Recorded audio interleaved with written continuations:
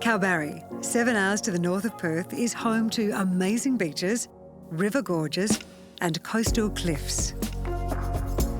It also boasts a unique tour guide who is transforming the way visitors experience this coastal gem.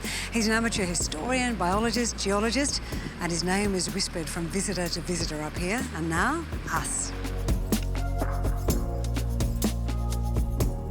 This is Guy, or Da Guy, as he's come to be known over the years, as in Da Guy who knows everything there is to know about Kalbarri.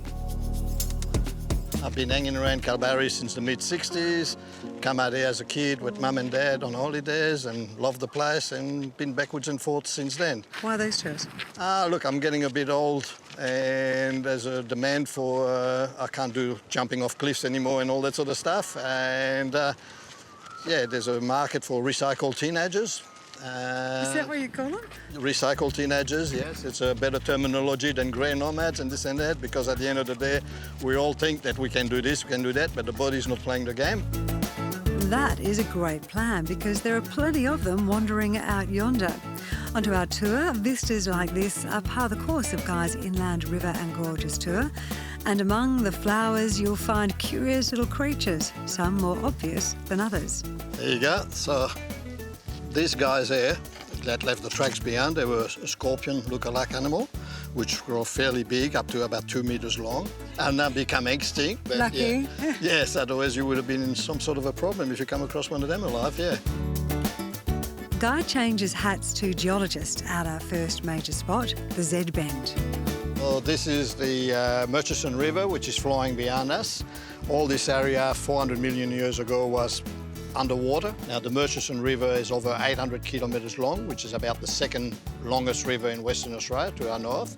It starts at the back of Mekatara, and that's where we normally get all our water coming down through here.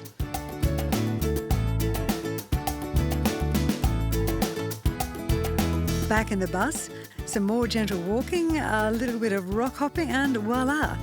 Guess how nature's window, one of the most photographed spots in WA, was formed. Erosion and wind and, yeah, and originally they say it formed 400 million years ago. Where have all these beautiful layers come from? Sort of as it grew up out of the ocean over the years, as the tide movement and whatever, it's a very soft texture type of thing, and you can actually rub it off. So are we safe here? I think we might be for another couple of thousand years at least. This is where Mother Nature meets human creativity with jaw-dropping results. One of Guy's friends was in charge of the skywalk's construction. It didn't sound easy.